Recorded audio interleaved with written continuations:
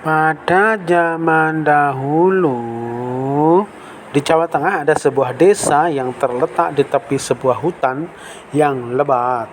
Penduduknya hidup dari bercocok tanam. Pada masa itu mereka masih menyembah arwah para leluhur. Suatu ketika di desa itu dilanda musim kemarau yang sangat panjang. Penduduk tidak lagi bisa mengolah sawah dan ladang-ladang mereka. Tanah retak-retak bahkan menganga lebar karena lama tak tersiram air hujan. Sumber air satu-satunya adalah pancuran di dalam hutan. Itu pun airnya tak bisa mengalir deras. Bahaya kelaparan mengancam penduduk. Anak-anak kecil dan bayi sakit-sakitan dan beberapa meninggal karena kelaparan. Keadaan ini membuat prihatin seluruh warga desa. Mereka yakin kemarau panjang itu adalah kutukan roh leluhur mereka. Jika ingin bencana ini berakhir, kita harus menyelenggarakan upacara pemujaan, kata kepala desa. Pada hari pertama pergantian tahun ini, kita harus berkumpul di lapangan. Saya minta setiap keluarga mempersiapkan upacara ini. Ya, tetapi musim paceklik begini, dari mana kita bisa memperoleh beras untuk membuat tumpeng? Lagi pula, harga daging sekarang sangat mahal. Padahal upacara pemujaan selalu membutuhkan banyak daging, kata seorang penduduk. Kalau kita berusaha, pasti akan ada jalan untuk mendapatkan semua perlengkapan upacara, jawab kepala desa. Rencana itu kemudian diumumkan di seluruh pelosok desa. Setiap orang harus mempersiapkan diri baik-baik. Ada yang bertugas mengumpulkan beras untuk membuat tumpeng. Ada yang berupaya memperoleh daging. Ada pula yang bertugas mencari kayu bakar untuk memasak. Pada suatu siang yang sangat panas, beberapa laki-laki penduduk desa itu masuk hutan untuk mencari kayu bakar. Dengan golok dan kapak mereka bersemangat menebang pohon dan ranting-ranting kering. Sebentar saja mereka telah menghasilkan beberapa tumpukan kayu. Selesai mengumpulkan kayu, mereka beristirahat di bawah sebatang pohon. Sambil duduk, salah seorang membacok-bacokkan goloknya ke akar pohon yang besar. Sungguh terkejut ia ketika menyadari bahwa akar yang ia bacok itu mengucurkan darah. "Oh, ini pasti ular siluman," serunya kaget. "Bukan, ini ular purba yang sedang bertapa," kata yang lain. "Akan kita apakan ular sebesar ini? Kita potong dagingnya, kita bagi-bagikan kepada penduduk." "Ya, tepat sekali. Aku setuju. Sebab kita sedang membutuhkan daging untuk upacara," kata yang tertua di antara mereka. Ular raksasa itu pun kemudian dibunuh. Dagingnya dipotong-potong lalu dipikul pulang ke desa dengan beberapa keranjang bambu. Akhirnya, hari upacara pemujaan itu pun telah tiba. Pagi itu suasana desa lebih ramai dari biasanya. Penduduk mulai berdatangan ke lapangan. Mereka membawa nasi lengkap dengan lauk pauknya. Tidak ketinggalan pula masakan daging ular yang sangat lezat. Semua itu akan disantap ramai-ramai setelah upacara pemujaan selesai. Di antara orang-orang yang berlalu lalang, tampaklah seorang anak kecil berlari-lari menuju lapangan.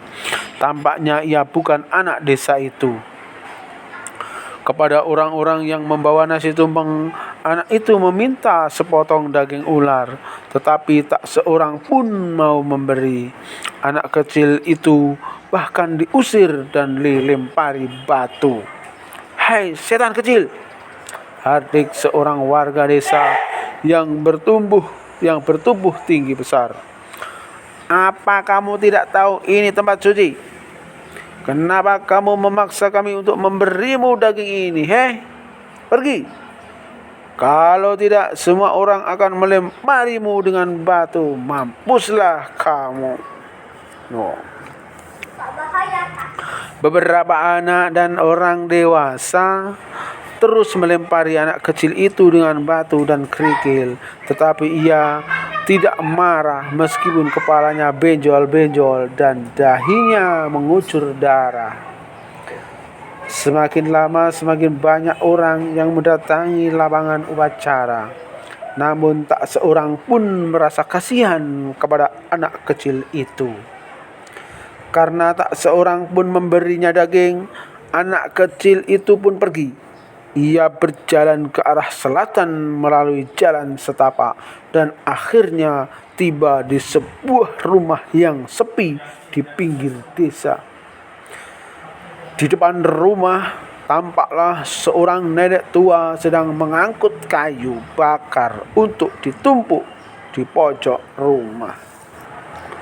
Melihat nenek yang terbungkuk-bungkuk bekerja itu, anak kecil itu memegang tangan si nenek. Nenek itu terkejut. "Biar saja saya yang merangkul kayu-kayu ini, Nek," katanya. Oh, kualik iki suarane. Nenek itu tersenyum sambil memandangi anak kecil yang hampir sekujur tubuhnya penuh luka itu. Tak lama kemudian, anak itu pun selesai dengan pekerjaannya. Ia segera duduk di samping si nenek di belai-belai di luar rumah. Balik-balik belai-belai. "Cah Bagus, mengapa tubuhmu penuh luka?" "Cah Bagus, mengapa tubuhmu penuh luka?" tanya nenek itu. "Tadi saya ke lapangan untuk minta sepotong daging ular, tapi tak seorang pun mau memberi. Mereka malah melempariku dengan batu," kata anak itu sambil mengusap beluhnya yang bercampur darah. "Aduh, darah di dahimu itu masih mengalir. Ayo masuk, biar ku kompres dengan air hangat." Orang tua itu kemudian membimbing anak itu masuk ke dalam rumah. Si nenek segera menjarang air. Anak itu meringis ketika luka-lukanya dikompres dengan air hangat. Nenek itu kemudian membuat ramuan obat dari pucuk-pucuk daun petai Cina, lalu mengoleskannya ke luka-luka anak itu agar darah berhenti mengalir. "Kalau hanya ingin makan daging ular, mengapa harus begini?" Kemudian, "Saya menolak ketika mau diberi daging ular. Saya sudah tua, tak baik terlalu banyak makan daging," kata si nenek seperti bicara kepada dirinya sendiri. "Oh ya, kamu sudah makan?" Anak itu menggeleng. Nenek itu pun lalu ke dapur mengambil nasi. Ketika disodorkan di atas meja, anak itu segera memakannya dengan lahap. Tampaknya ia sudah sangat lapar. Si nenek tak hentinya meneliti wajah anak itu. Ia merasa ada yang aneh pada dirinya. Meskipun tubuhnya kecil seperti anak-anak lainnya, tetapi bicaranya seperti orang dewasa. Selesai makan, anak kecil itu pamit. "Nek, saya mengucapkan terima kasih kepada nenek yang telah mengobati luka-luka saya dan memberi saya semangkuk nasi." "Loh, mau kemana? Kamu istirahat di sini saja beberapa hari. Nanti kalau lukamu sudah sembuh, kamu boleh pulang." "Saya harus pergi sekarang, Nek. Masih ada pekerjaan yang harus saya lakukan," jawab anak itu sambil melangkah hendak pergi. "Oh ya, Nek, boleh saya berpesan kepada nenek?" "Pesan? Lesson apa? Tanya nenek itu heran. Suatu saat nanti bila banjir datang, nenek naiklah ke atas lesung. Kata anak itu sambil menunjuk lesung tempat menumbuk padi yang ada di dapur. Kamu ini ada-ada saja.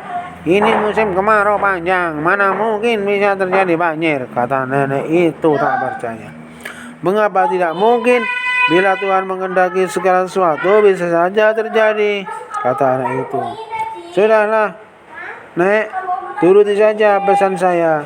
Saya pergi dulu. Sekali lagi saya berterima kasih karena telah nenek tolong.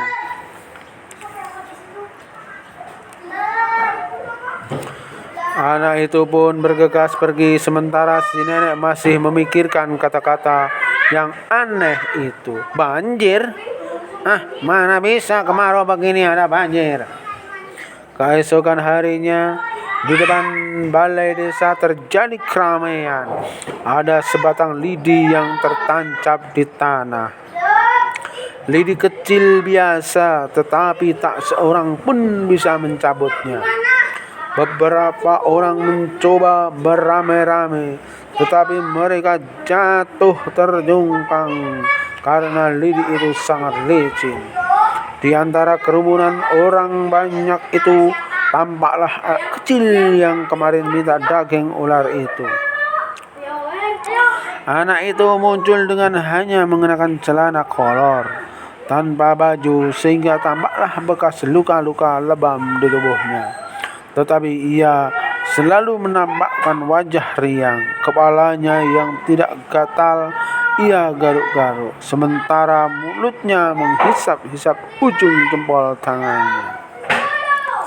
Hai monyet kecil, masih berani juga kau datang ke sini, bentak seorang yang berdiri di dekat lidi yang gagal ia cabut.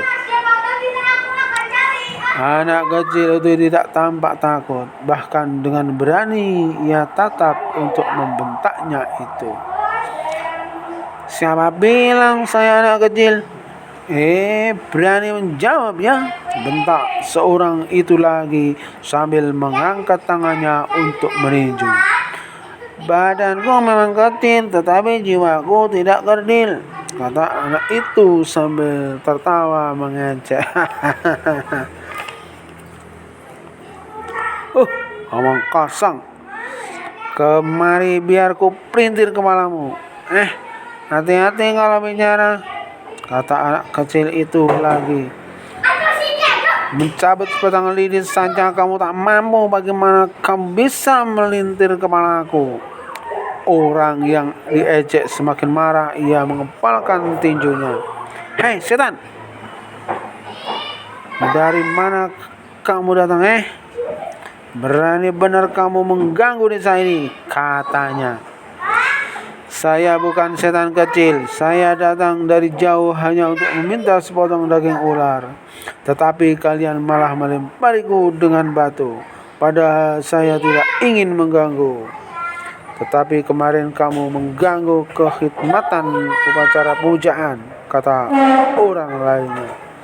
Saya tidak mengganggu, saya cuma minta sepotong daging, tapi yang kalian berikan bukan daging, jawab anak itu tak mau kalah.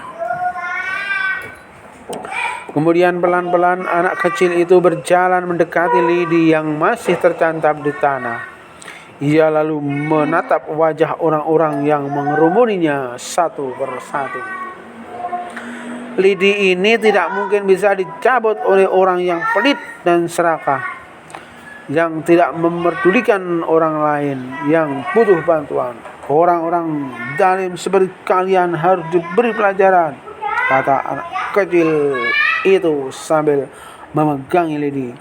Lalu dengan sekali tarik saja lidi telah tercabut. Seketika itu juga keanehan terjadi. Tanah tempat tercabut tadi memancarkan air yang deras. Begitu derasnya sehingga dalam waktu singkat halaman balai desa sudah tergenang air. Orang-orang kaget, bingung dan panik. Air masih terus membludak menyebabkan banjir. Orang-orang berlari-larian, tunggang langgang menyelamatkan diri. Sementara itu si anak kecil tak diketahui kemana kepergiannya. Orang-orang yang kemarin melempari anak kecil itu terbawa arus air. Mereka mati tenggelam. Desa itu telah menyerupai telaga. Tak ada lagi bangunan maupun pohonan yang tampak. Semuanya terendam banjir. Namun di atas hamparan air yang luas mengenang itu tampaklah seorang nenek tua dengan perahu lesungnya yang bergoyang-goyang diterpa angin.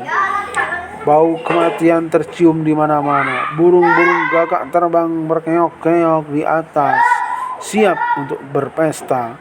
Demikianlah hingga kini daerah itu masih tetap tergenang air, persis seperti telaga atau rawa yang luas. Orang-orang sekarang menyebutkan Rawa Pening. Rawa Pening termasuk wilayah Ambarawa, sebelah selatan kota Semarang. Konon, menurut kisah, anak kecil misterius itu adalah penjelmaan naga baru kelinting. Dan naga baru kelinting adalah seorang pangeran dari tanah Jawa yang terkena kutukan menjadi ular naga. Ia bisa berwujud manusia kembali apabila berhasil menyelesaikan tapanya. Tetapi sebelum tapanya selesai, warga desa telah membunuhnya. Nah, itu tadi bacaan buku yang ada di perpus dengan judul Rahasia Sebatang Lidi, cerita rakyat dari Indonesia ya, Jawa ya. Karangannya siapa ini? Karangannya yang dikarang oleh Pitutur Oyo Saroso, yang diterbitkan oleh Java Pustaka. Terima kasih.